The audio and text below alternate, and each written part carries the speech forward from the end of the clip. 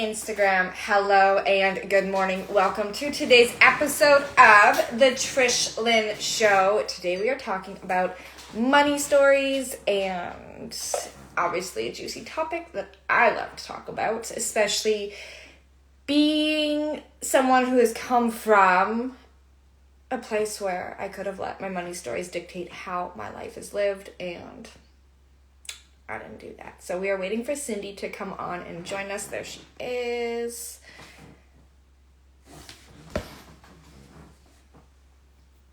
Let's see if this will work.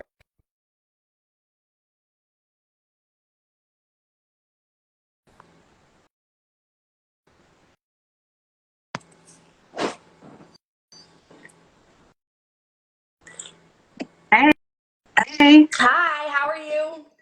Good. How are you? Good, thanks. Usually it takes like a little bit longer, so I'm like, I have time to sip my coffee. No, but it's all good. Welcome to the Trish Lynn Show, and thank you for coming on with us today. I am excited to have this conversation and just dive into money stories and what we can make a lot of that mean, the mindset around it. I've been sharing a lot lately around shifting the identity of what money means for you and how you get to have that relationship with money. So obviously really excited for this conversation. Yeah, same here. I think, creating awareness around the fact that we have money stories is so important because a lot of times we don't even realize it. And we have so much that develops just from natural occurrences in our life. Yeah. And we carry it with us. So I think it's always a fun conversation to have. It really is. So I would love for you to just introduce yourself, let everyone know who you are and what you do, by your handle. Obviously, this is a very great topic to be bringing into conversation. So Yeah. I'll let you kind of take it on. Yeah. Absolutely. So my name is Cindy, and I am a money confidence coach, and my business is Make Money Simple Coaching, and I focus on helping women to transform their financial lives, not only by helping them to make money management simple, but helping them also to reshape their money mindset. So I love being able to do this because I don't think we get taught enough about this for us to feel fully empowered to step into our money relationship as our full self. So I think it's so important to have these conversations and for you to feel more confident in your relationship with money. Yeah, 100%. And that's a big part of why I run M3. So I've been talking about this a lot, which is big for me because it's not something I normally do, but Yeah. a big part of why I almost didn't run this program this year. And I'm like, no, I'm an embodiment of this work because I could have chosen so many different stories to follow through with, being a single mom of 3, leaving with no money coming in through my business. I was a stay-at-home mom for 10 fucking years. There are a lot of different ways this could have gone for me, but I chose that this was the identity I was moving with, the intention I was moving with. I'm not going to struggle. I haven't struggled. And I said this yesterday. I don't know if it was on your networking group or within mine, but Yeah. I don't know how I fucking do it. I really don't. The how is not up to me, but I set that intention and I hold it so deeply that it is my reality and I don't struggle. Yeah. Yeah. I think it's really cool to watch things unfold because sometimes we don't know how we got there. And that is the cool thing about when you start living in abundance, it just shows up. Yeah. And it just comes to us because my husband and I literally had a very similar conversation of we don't know how we got here, but we worked really hard, but we got here, but we don't really know exactly how we did it because it happened so quickly. Yeah, that's it. And it's being in that energy of, everything gets to work out for me. And Yeah. another thing I love to say is everything is figure outable because we can have moments come into our lives. Like Yes, I've had so much good, and I love sharing, my personal stories that help, really resonate with the audience. Like, oh, I'm not alone in this, but there is a different way. Um, so for those of you who are new to watching the show or new to me, I just moved back in the 1st of October to this new house, and I went from, my survival home, which was still a 4-bedroom gorgeous home, but I've now upgraded to this thriving home, and it is 10 times the home, and I still sit in awe, and I'm like, holy fuck, this is my life.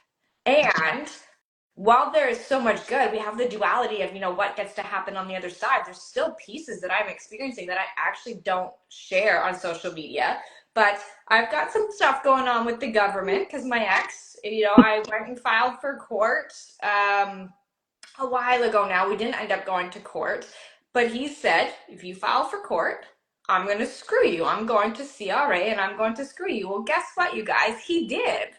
And I don't share that because it's no one's business, really. But, it's not like everything's just all glitz and glam. And I guess maybe I should share it a little bit more because I don't like to just show a highlight reel. But Yeah. at the same time, there's still other pieces that could affect, what I think and how I feel around money. Our government is like the least supportive when it comes to financials and single moms and all of this stuff. But I don't let that. I'm like, okay, you want to be fucking difficult? Cool. You go be difficult with him. Our government is narcissistic as well, if we really want to go there. I'm going to stay over here in my own lane, having fun, doing my thing, knowing that Yeah. things get to work for me. Yeah. And I think there's so much in what you just said about staying in your own lane, because I talk about that a lot, especially with my clients, because we always want to get into other people's lanes. Yeah. And whether you are a believer of God, whether you're a believer of universe, higher power, whatever that is, there's a higher power lane too. Mm-hmm. And we like to get in that lane too. But we have to remember staying in our own lane is really the only thing we can do, because that is the only thing we can control. We get to control how we show up. We get to control how we react. We get to control what we surround ourselves with. And that there's so much power in that. And I think, you talked about unsure of sharing some of your story. I think there is also some power in healing and being able to share some of that. But to your point, some of that does need to remain private, especially when you have certain things going on that don't need to be aired. Yeah. But I do think there is some healing that takes place when you're able to share those difficult moments, not only for you, but for your audience, for your clients, and for those that may not even realize they needed you. Yeah, well, and that's why I love the power of this show, because I can say things here that I'm not going to go say on my business page. Like, I'm not going to go create that into a piece of content, and I don't have to go into Yeah. the details, right? Like, there's more than one area that they've come at me at, and I'm just like, huh, okay, Yeah. this is how you're going to be, then so be it. I'm not going to, Yeah. and, as I don't know if in the States it's different than it is here in Canada, we get child benefits. And Yeah, they do have that here too. okay. And, a lot of single moms rely on that Mhm. to help get through. And when I first left, and we could actually maybe have this conversation because it's a good one. I am very particular with my numbers. I have to know my numbers. I have to know what my bills are and what I need to bring in. And it's just, I need to know. And it's been a big release in not having to know, because when I first left, I had it dialed down to, okay, I have X amount coming in from child benefits, I have X amount coming in from child support, I need to bring in X amount from my business to get by. Yeah. And I've released all of that because, the government stuff came in, and it's like, okay, well, I can't count on that. So now it's, I don't want to count on anyone outside of myself, Yeah. Yeah. because I am the one who can control what I do, what my thoughts are, how much I want to show up for my business, and I can't control, if my ex doesn't want to pay child support, he doesn't pay child support, right? Like, it's what can you control and what can you make those thoughts mean for you in those moments. Yeah. And I think, I liked how you said that you're not going to rely on that. To me, that, especially when you're in a relationship where it's on and off and you don't know if they're going to do their part and all of that, that's where you have to look at it. That's gravy. That is gravy. If I get that, then awesome. Yeah. If I don't get that, I'm still covered. And I think you have to take that kind of mindset and approach, especially when there's been hiccups along the way and there's not the dependability, Yeah. that you have to realize, okay, my focus is here. This is what I can control. I can't control what he or she makes a decision to do, but I can control what I do. And I think that when you start shifting your planning to really focus on that, it really helps you to show up differently with your money.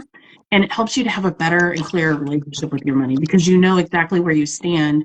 And like you said, now you can plan on what kind of income you want to bring in, what you need to bring in, and how you bring it in.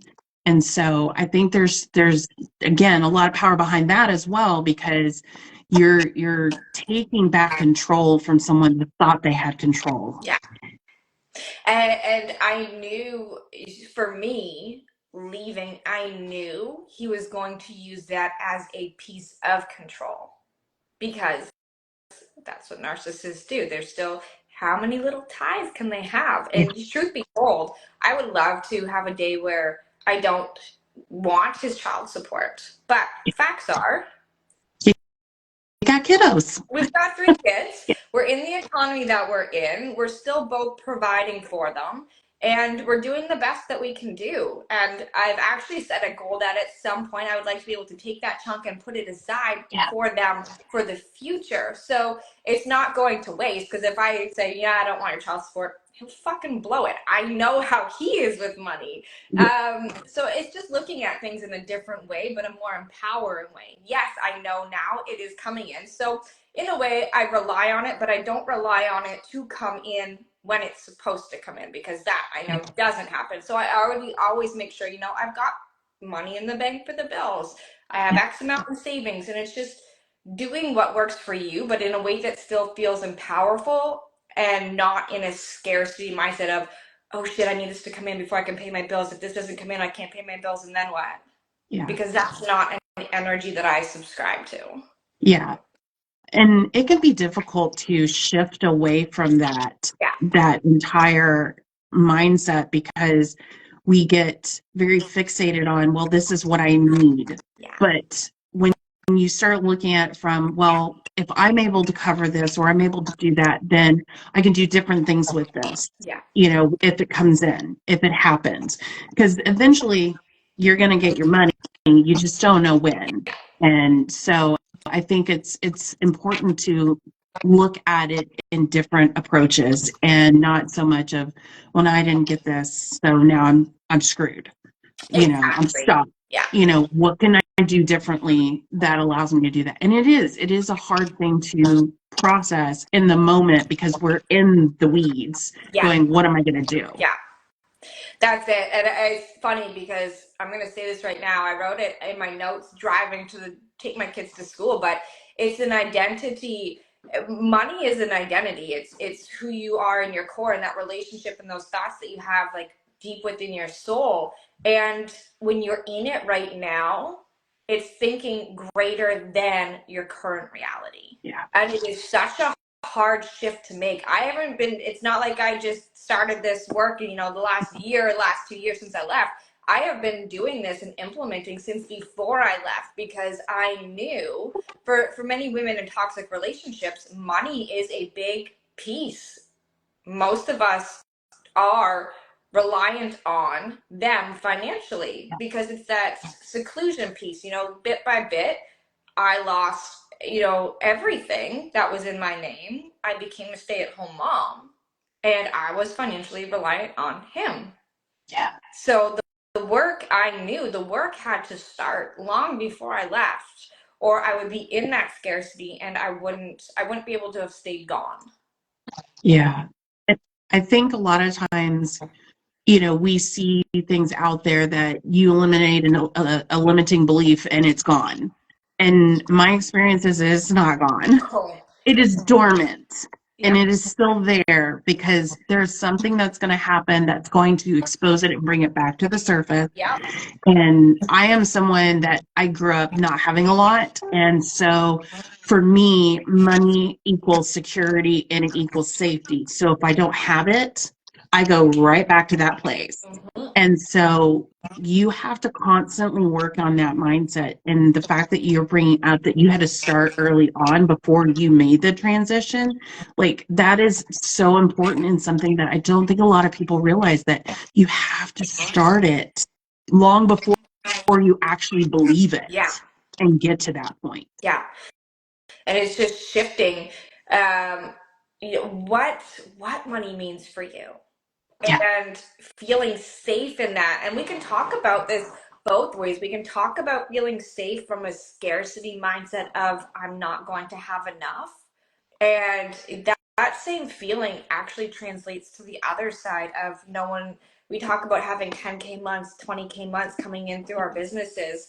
One, it doesn't solely have to come in through your business. You can have a 10K month from other sources if you open up and you are receptive to not being so focused on it has to come in this way. Because when we are focused on it has to come in this way, we create that block. Like money's always flowing around us. It is an energy, it is a frequency, and it's what we allow ourselves to be available for and receptive for. Yeah. And when I first left, the summer I had first left, I had joined a mastermind, and I was told, based on my content, she did a content audit and whatnot, and she's like, you should be having 20K months. And that didn't feel safe for me. So yes, we have the scarcity mindset on this side of not having enough, but then we have this other side that feels the exact fucking same when you're like, oh my God, like, what would that mean? How would I still just felt my chest clench up because I know what I'm aiming for next year. And it's neutralizing these numbers within us to feel safe, to be available, to be, worthy of. Yeah. You know, Yeah. this gets to be a possibility for me. This gets to be a reality for me, normalizing it. And it's such a hard process. It's not easy. We see all these, I don't know about you, and please don't take this the wrong way, because I, to be honest, have not seen your work, and I'm very transparent about that. But we look at the first person that comes to mind for me is Amanda Francis. I look at her work, and well, I followed her journey. For me, she's not relatable. Mm-hmm. And it's being able to do the work and look at people who are relatable in the work that they do. Yeah. And not lose touch of the reality of where they came from at the same time. Yeah. Yeah. And it's such like it's normalizing it. It's being able to normalize it in the body, but in a way that still feels, I'm not sure the word I'm looking for right now. Doesn't feel, I don't want to say sleazy, because sleazy is not the right word. But Yeah. it's looking at all of the pieces. It's not just saying, oh, I'm going to sit and shift my limiting beliefs and all this money's going to come in and the clients are going to come in and I'm going to sit in a bubble bath and, it's just all going to flow easily and effortlessly. No, it takes real fucking work. Yeah. I think, you hear a lot of mixed messages out there that, it's so easy. You can just go have a 10K month and you just show up, or you get passive income and it just rolls in. All of these take work. There's not a shortcut. Passive income And doesn't just roll in. It's a process of showing up and creating those connections, yeah, creating those relationships. yeah, Then you get to allow the passive income to come in. exactly. And I think, there you talked about how, on the scarcity side, I think we all understand what that looks like. But also when the abundance starts coming in, it's like, what do I do? Because it feels foreign. Yeah. It feels unnatural because that wasn't our life Yeah. before. And, well, let me say before for many of us, Yeah. because for others, it may have been a very natural life and God love you, you're Yeah. blessed, good luck. But for the vast majority of us, it feels very foreign. And, you said you didn't want to use the word sleazy, but at the same time, there's a lot of people that associate Yeah. sleazy with earning money that seems unnatural.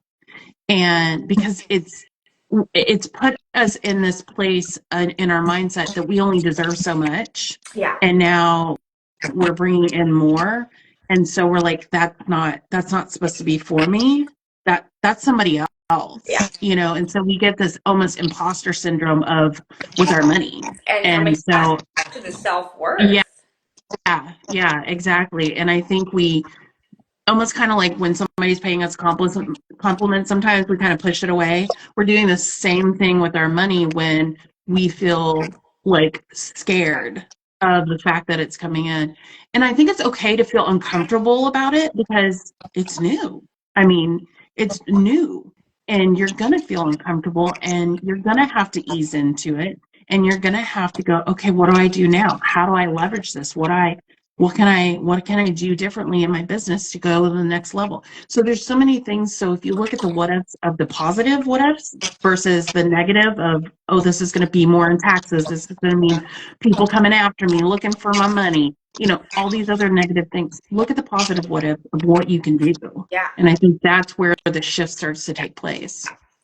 Yeah. I mean, when it comes to the government and taxes, I'm like, yeah, whatever. They're just gonna screw us for more because that's what they do, and it is what it is.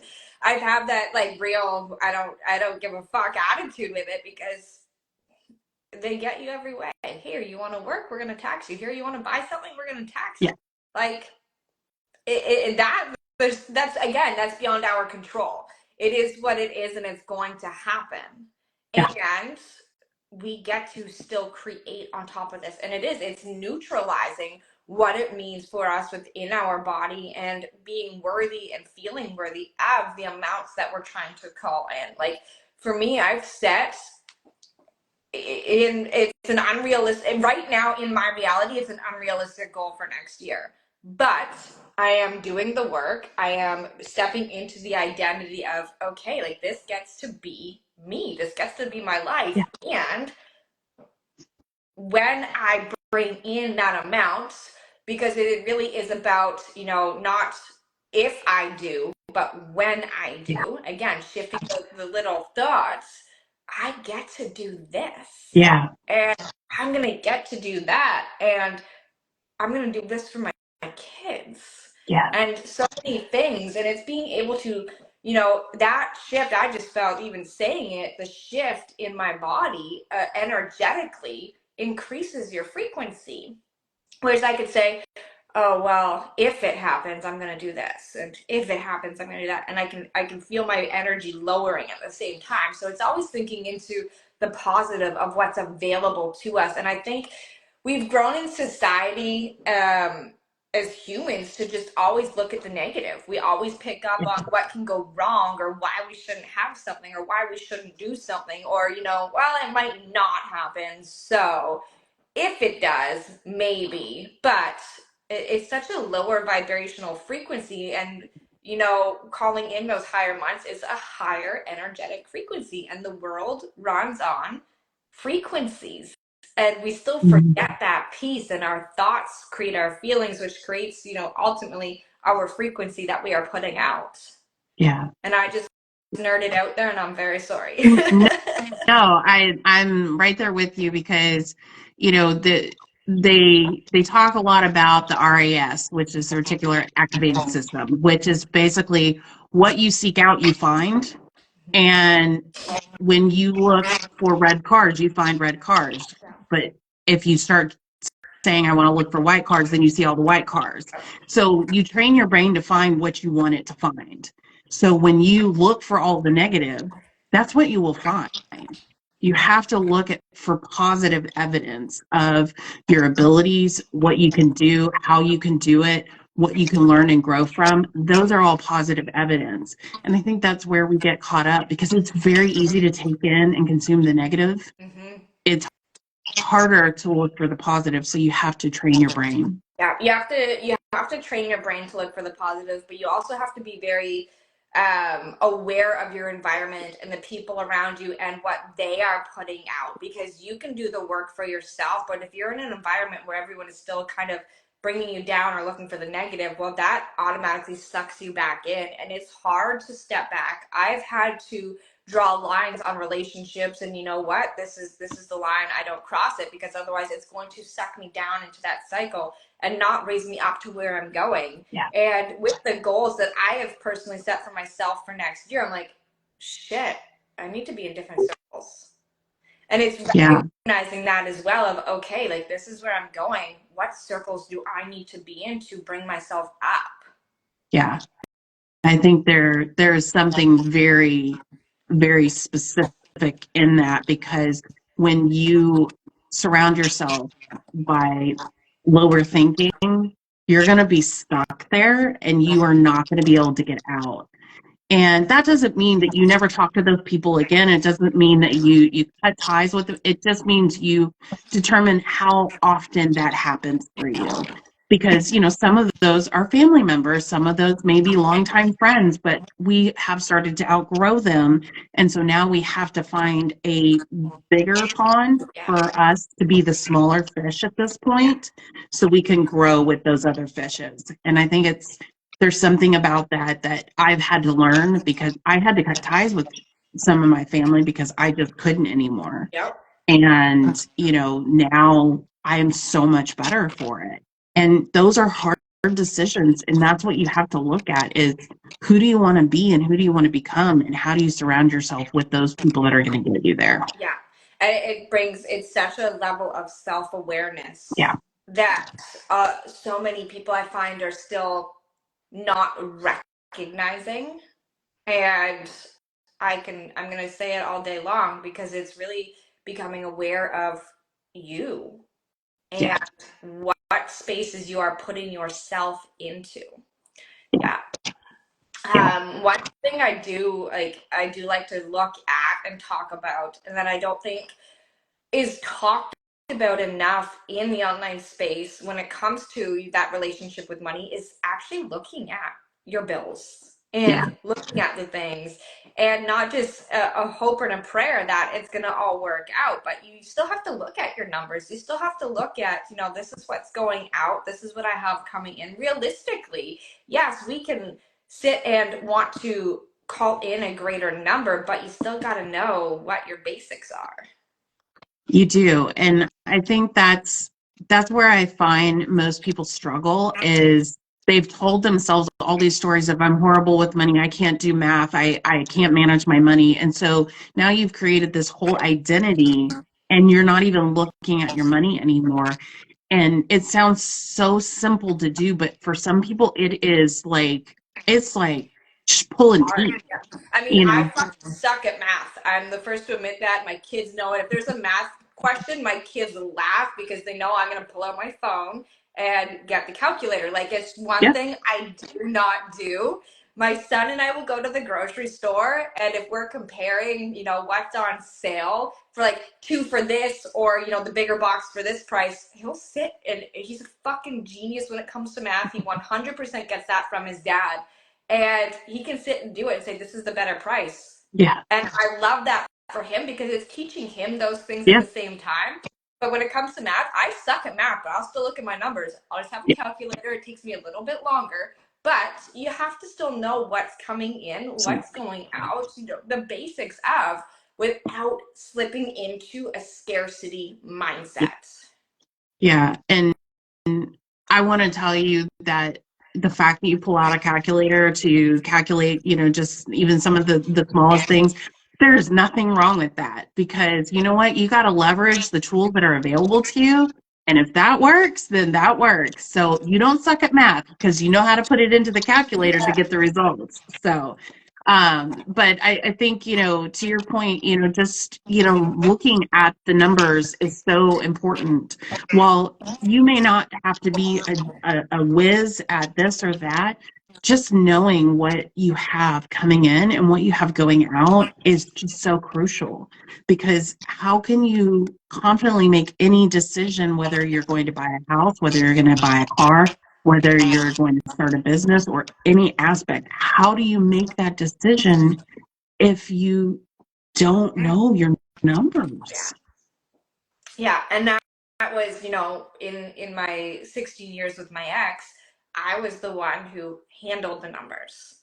So I knew everything that came in. I knew everything that was going out when it came to mortgage renewals or buying a house. We owned one, two, three, four houses together. I was the one who handled it all. Mm. Insurance on the vehicles, getting new vehicles, countless fucking vehicles we went through. And it's funny now because he just moved and he's like, I've never had to do any of this. Like, no, you haven't. I did it Mm. all.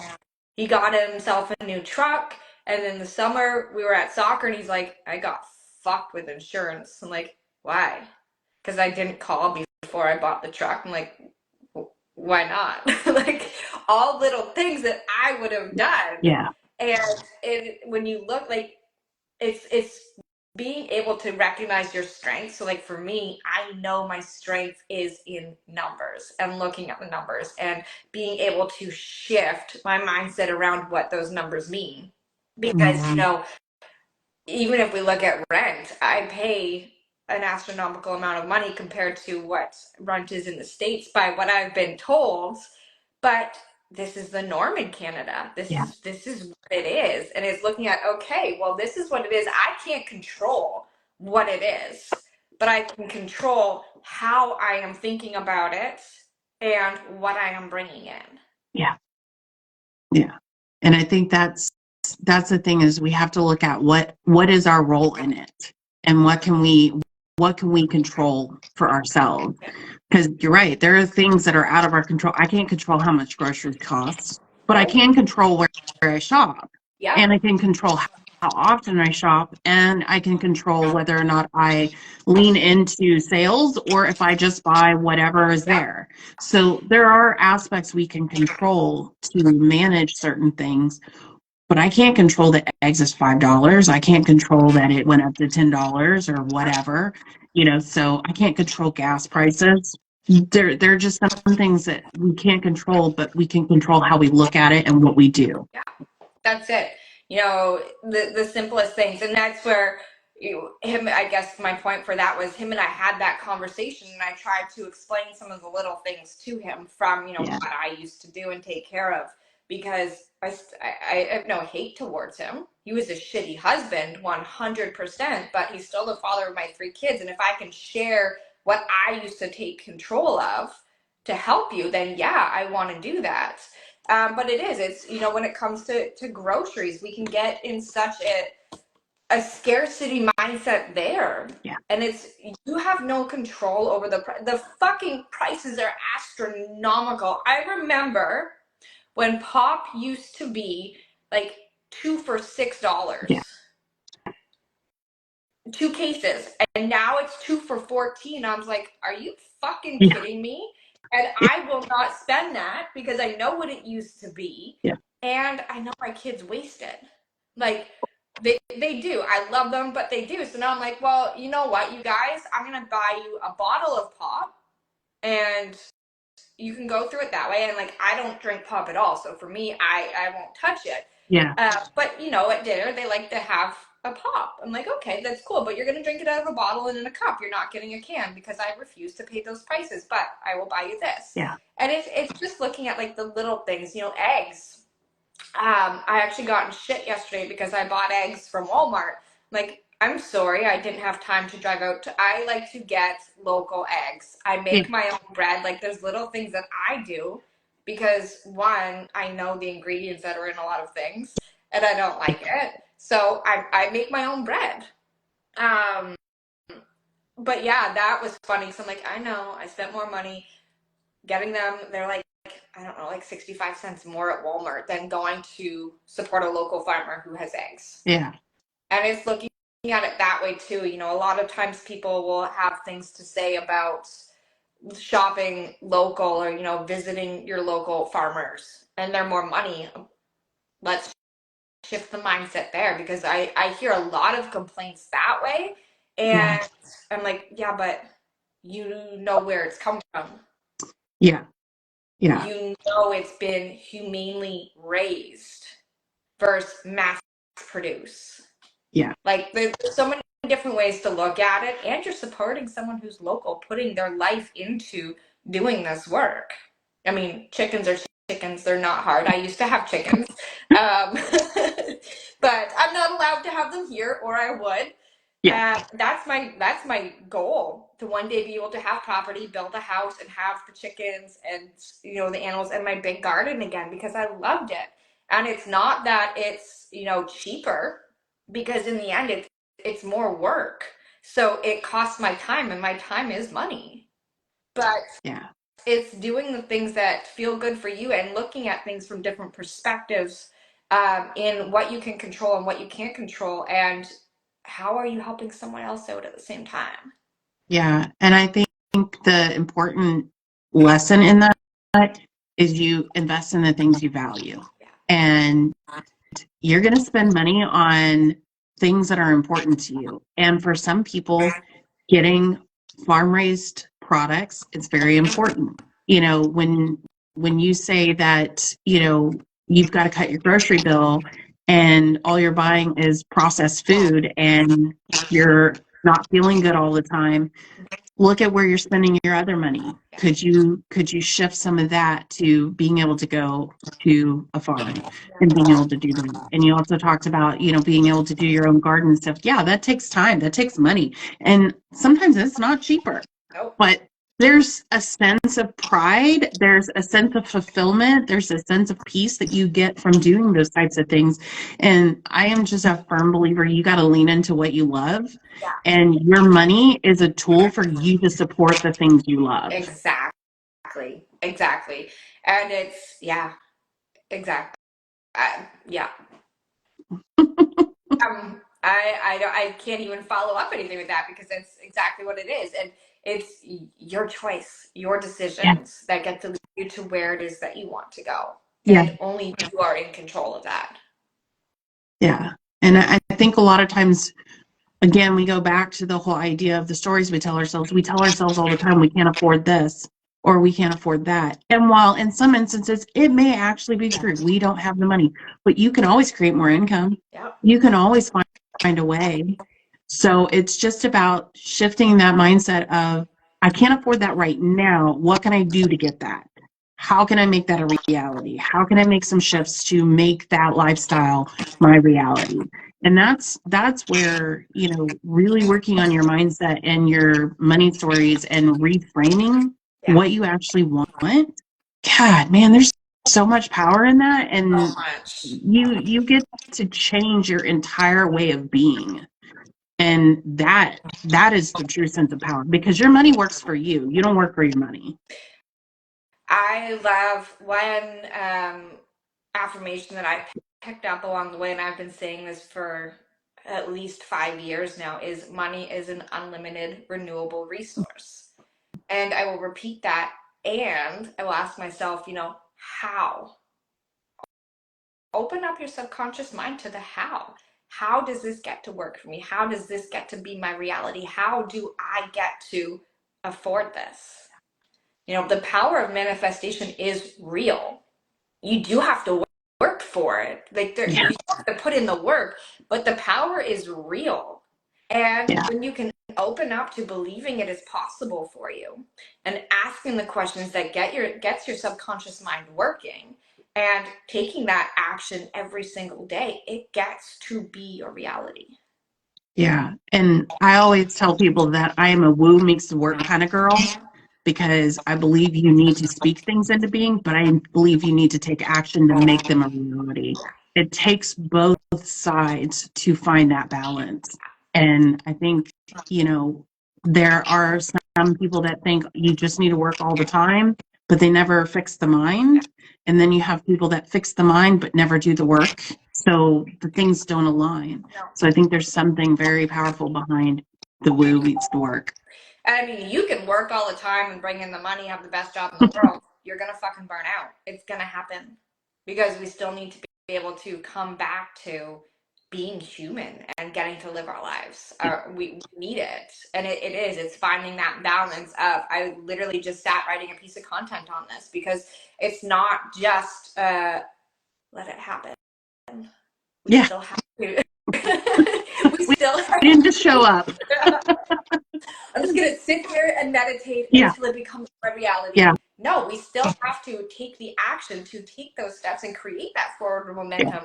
And the more we can sit, for me, it's the slow down to speed up. So the more we can lean back while still taking that action, like it's like this push and pull, but it's not, because you're like, okay, I've done this, I've put in the work, this is my step for today, it's moving the momentum forward. Now I'm going to step back and be a fucking human. We get to have the both. We get to have those pieces because we find that balance of showing up, knowing that it gets to work for us, and bringing it into our reality. Yeah. Yeah. And I think, the important thing there is that you have to show up. Yeah. You have to show up, and you have to put effort into whatever you do, because that's when things start to come to you, because you start to create that attraction. Yeah. So Yeah. And it is still, not stepping into the hustle, like fully hustling all the time, because you will burn out. And yeah. I, even in the last couple days, I'm like, a Sunday, I had a massive migraine, and I'm like, okay, I've got to slow down because I am doing. And a lot of it too is in who you are being. So coming back to that identity piece, it's in who you are being. And I'm like, okay, I'm doing. I'm not being. And so for me, it was that self-recognition of slow the fuck down. I mean, the migraine put me on my ass on the couch all day, and there was nothing I could do about it.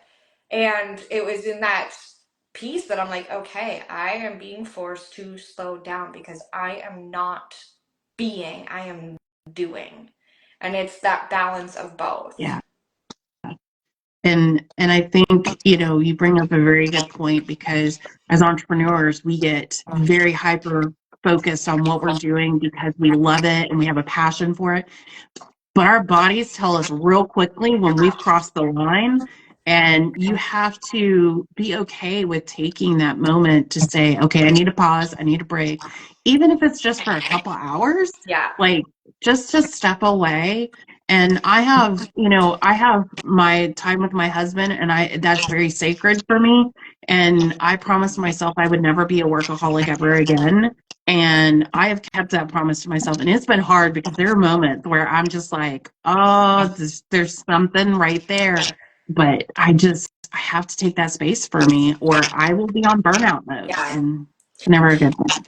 And then burnout can very quickly become scarcity. Yeah. So it's really recognizing, okay, it is safe to slow down. Yeah. You're not giving up. You're not, putting that momentum on hold. It's a slow down, Yeah. speed up. Yeah. That's what I had to ask myself. I'm like, okay, I'm doing so much. It's time to start being. I'm like, what do I need right now? Yeah. Turns out I need a vacation. So I am working on booking a vacation. There you go. So There you go. it's asking yourself the question, what do I need right now? And the Yeah. thing came through is a vacation. I'm like, okay. So I'm going to give myself that space, because if that's what my body is telling me I'm needing to change the trajectory of where I'm going and what I'm creating, then I'm going to listen to it. And it's in all of the pieces. Yeah. Yeah. 100%. Yeah, I love that. It's been such an amazing conversation. Yes. I hope my audience finds it as informative and inspiring as I have, because I love these conversations. These are my conversations. Getting to share the real life pieces and examples and what we do go through, because it's relatable, and that's what I want the audience to see. Yeah, absolutely. I appreciate you having me on to talk about this, because it's not talked about enough. And I think, when you get to have a real conversation about things that are really happening to us and we are experiencing, it's just such a cool connection point, because there's somebody out there listening going, oh my God, that is my life right now. And I think that is a really special moment to be able to have and be able to connect with your audience that way. Yeah, I love it. I love this. Absolutely. Thank you so much for joining me today. For anyone who is catching the replay, if you have any stories or any thoughts, anything you want to share, drop it in the comments so we can reply to you and have a conversation. And Absolutely. I will drop your handle in the caption so that if anyone wants to connect with you to dive deeper into their money stories, they can do that. All right. Sounds great. Thank Awesome. you. Thank you. Bye.